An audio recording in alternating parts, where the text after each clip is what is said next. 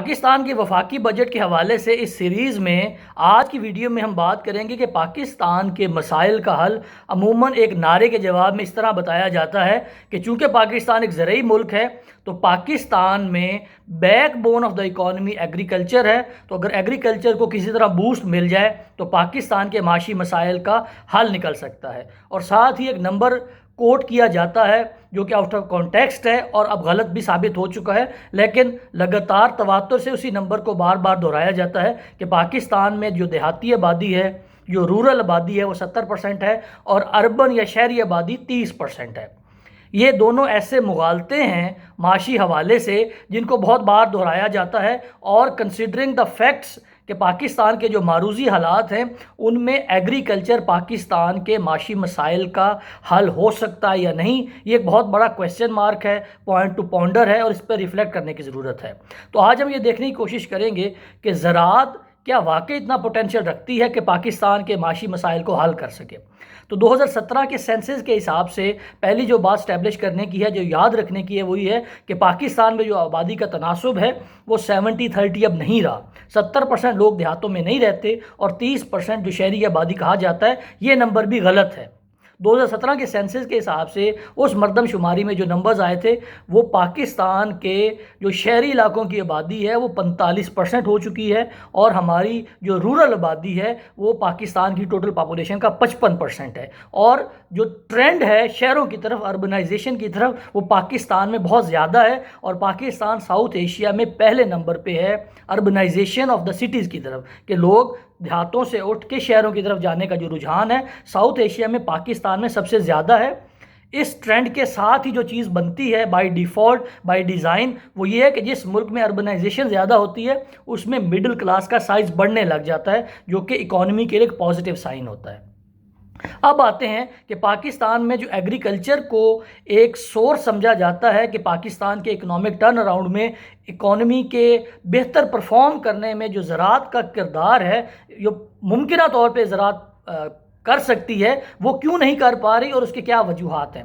और इसको रिफ्लेक्ट करने की ज़रूरत है कि पाकिस्तान में क्या वाकई ज़राअत के अंदर इतना पोटेंशियल मौजूद है। जैसे मैंने अपनी गुज़श्ता वीडियो में अर्ज़ किया था कि पाकिस्तान में जो टोटल हमारा GDP बनता है, जो पाकिस्तान की इकॉनमी है, उसके 3 हिस्से हैं।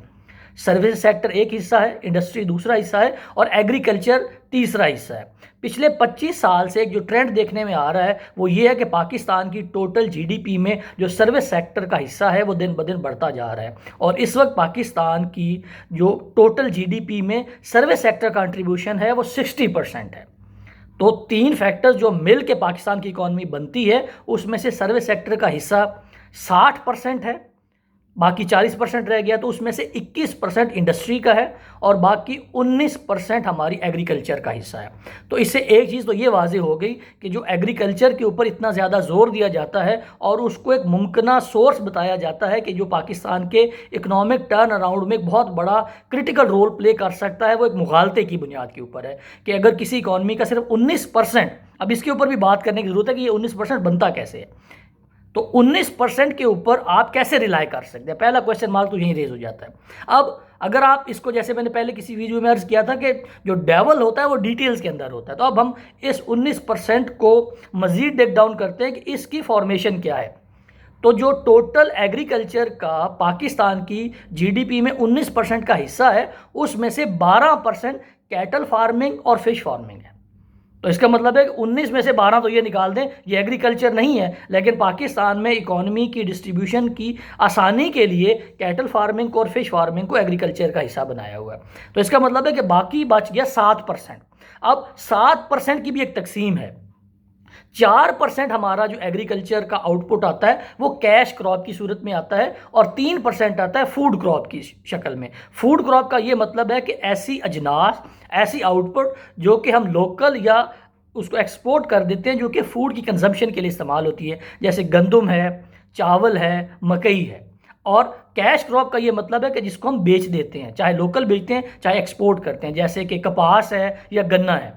तो इसका मतलब है कि अगर पाकिस्तान के इकोनॉमिक टर्न अराउंड के लिए अगर आपने एग्रीकल्चर के ऊपर लाना है तो आप कैश क्रॉप को फोकस कर रहे हैं। तो कैश क्रॉप पाकिस्तान के टोटल GDP का 4% है और 4% से आप ये कैसे एक्सपेक्ट कर सकते हैं कि पाकिस्तान के इकोनॉमिक टर्न अराउंड में जो कैश क्रॉप का हिस्सा है वो 4% है, और 4% से आप पूरी इकोनॉमी के ऊपर टर्न अराउंड करने की सलाहियत रखते हैं। और 3% फूड क्रॉप के होने की वजह से मसला ये है कि पाकिस्तान से स्मगलिंग हो जाती है अफ़गानिस्तान और ईरान की तरफ, और आगे सेंट्रल एशिया तक भी पाकिस्तान की गंदम जाती है, मकई जाती है। तो इसी वजह से पाकिस्तान में हर 5 साल बाद 7 साल बाद एक ऐसा बहरान पैदा हो जाता है जहाँ पे गंदम की शॉर्टेज हो जाती है। इस फैक्ट के बावजूद, इस हकीकत के बावजूद कि मौजूदा पंजाब और इंडियन पंजाब जब बरसगीर मुत्तहिद था तो पूरे बरसगीर की जो फूड की कंजम्पशन थी, जो फूड की रिक्वायरमेंट थी, उसका 80% इस पंजाब से प्रोड्यूस होता था और इसको फूड बास्केट ऑफ एशिया कहा जाता था। उस दौर में भी बरसगीर से जो नेबरिंग कंट्रीज़ हैं वहाँ पे जो गंदम है वो बरसगीर से जाया करती थी। अब ये तो वो फैक्टर्स हैं जो कि हमारे इकोनॉमिक सर्वे ऑफ पाकिस्तान में स्टैब्लिश्ड हैं। हमारी इकोनॉमी की जो बाइफर्केशन है एग्रीकल्चर, सर्विस और इंडस्ट्री की, उसमें मेंशन्ड है। अब इन फैक्टर्स के ऊपर ओवर एंड अबव जो मसाइल हैं, अगर हम एग्रीकल्चर को एज अ सोर्स कंसिडर करने की सोच रहे होंगे तो उसमें सबसे बड़ा जो मसला है वो ये कि जो डाटा आता है एग्रीकल्चर के हवाले से वो बहुत मशकूक होता है। मेरा अपना ताल्लुक एक गाँव से है, मुझे नहीं याद कि कभी भी महकमा ज़राअत वालों ने जाके वहाँ पे एग्रीकल्चर की आउटपुट को इस नज़र से मैयर किया हो कि इसका हमने अपने टोटल जीडीपी के अंदर रिफ्लेक्शन दिखवानी है। तो जो डाटा है पाकिस्तान में, जो एग्रीकल्चर का डाटा है वो सैम्पलिंग की बुनियाद के ऊपर है। पाकिस्तान के जो इदारा शुमारियात ने उसे एक सैम्पल साइज़ रखा हुआ है, उससे वो डाटा कलेक्ट करते हैं। तकरीबन 36 सैम्पल यूनिट हैं जहाँ से वो डाटा कलेक्ट करते हैं, मुख्तलिफ नंबर्स लेते हैं और उसको फिर नॉर्मलाइज कर देते हैं और अप्लाई कर देते हैं बाकी टोटल पॉपुलेशन के ऊपर। तो पहली तो बात यह कि जो डाटा हमें बताया जाता है कि इकोनॉमी का जो साइज़ में हिस्सा है ज़राअत का वो 19% है, कैटल फार्मिंग 12% है, और एग्रीकल्चर का 7% है, कैश क्रॉप 4% है और फूड क्रॉप 3% है। ये एक्चुअल डाटा नहीं है, ये एस्टीमेट है, ये प्रोविजनल डाटा है based on the sample size. उसके बाद अगर आपकी इकोनॉमी के समझ लें कि 19% हम ज़राअत को मान भी लेते हैं तो इसके ऊपर तो कोई टैक्सेशन ही नहीं है। अगर 19% बहुत अच्छा भी परफॉर्म करेगा तो सरकार की या रियासत की जो आउटपुट है या उसका जो रेवेन्यू है उसके अंदर तो इसका हिस्सा है ही नहीं, जब आप टैक्स ही नहीं दे रहे।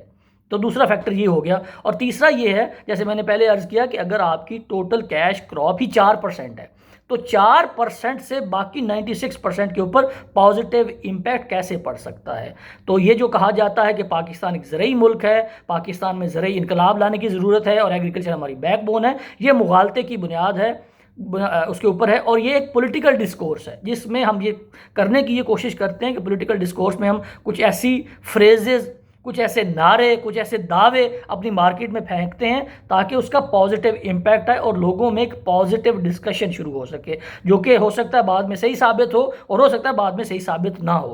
तो एग्रीकल्चर को इस तनाजुर में देखना चाहिए। मौजूदा हुकूमत ने भी नए फाइनेंस मिनिस्टर को लगाने के बाद सबसे पहले जो काम किया था वो यही किया था कि एक स्टिमुलस ऑफ़र किया था एग्रीकल्चर को प्रमोट करने के लिए।